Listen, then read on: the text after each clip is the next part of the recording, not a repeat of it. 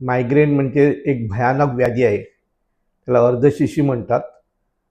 पण ज्याला मायग्रेन होतो त्यालाच कळतं मायग्रेन म्हणजे काय. सुरुवातीच्या कंडिशनला म्हणजे साधारण 36 वर्षापूर्वी जेव्हा मी ॲक्युपंक्चर सेंटर सुरू केलं होतं, तेव्हा मायग्रेनच्या केसेस माझ्याकडे यायच्या आणि मला प्रत्यक्षात मायग्रेनच्या केसेसमध्ये मला स्वतः हेडेक व्हायचं. कारण त्यांच्या केसेस हँडल करणंच फार कठीण होतं आणि त्याच्यावर उपचारच नव्हता. त्याच्यानंतर मी पुष्कळ संशोधन केलं, त्याचा रूट कॉज काय ते शोधून काढायला. आणि त्याच्यानंतर आज आमच्याकडे शुअर ट्रीटमेंट आहे मायग्रेनचं आणि पेशंट आलेला प्रत्येक पेशंट चांगला होतो. तर मायग्रेन म्हणजे लोकांना वाटतं काय हेडेक म्हणजे साधा हेडेक असतो, असं नाही. त्रास एवढे असतात पेशंटचे की पेशंट एक पेशंट येतो त्याला उलटी होते, मग चक्कर येते, तो असा हेडेकनं त्रस्त होतो की तो जमिनीला सुद्धा डोकं आपटून किंवा लोळत असतो, एवढ्या अटॅक्स येतात.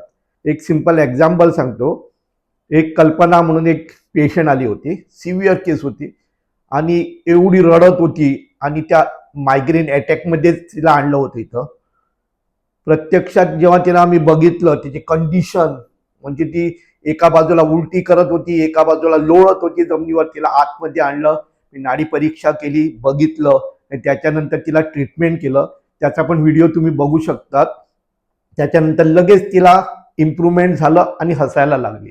आम्ही पूर्ण तिचे कोर्सेस 6 महिने 10-10 दिवसाचे ट्रीटमेंट, 6 महिने ट्रीटमेंट दिलं.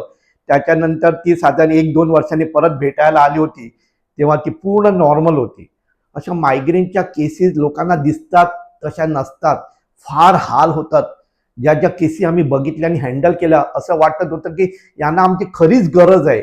त्याच्यामुळे माझे रिसर्चेस होऊ लागले. असं मायग्रेन, व्हर्टिगो, रुमॅटॉइड अशा केसेस ज्या होत नाही त्या आमच्या हॉस्पिटलमध्ये येतात आणि फ्रेशमध्ये आलं तर वेळ लागत नाही. अशा भयानक कंडिशनमध्ये आणल्यानंतर त्यांना टाइम लागतो आणि चांगलं करायला फार धडपडी कराव्या लागतात, फार खटपटी कराव्या लागतात आणि त्याच्यामुळे पेशंटने ताबडतोब येणं फार गरजेचं आहे.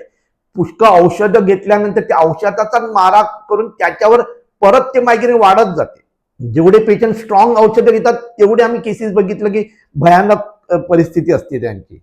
पण हे केसेस मायग्रेनच्या आणि सर्व ज्या केसेस आहेत ते स्टार्ट कंडिशनमध्ये येणं फार गरजेचं आहे.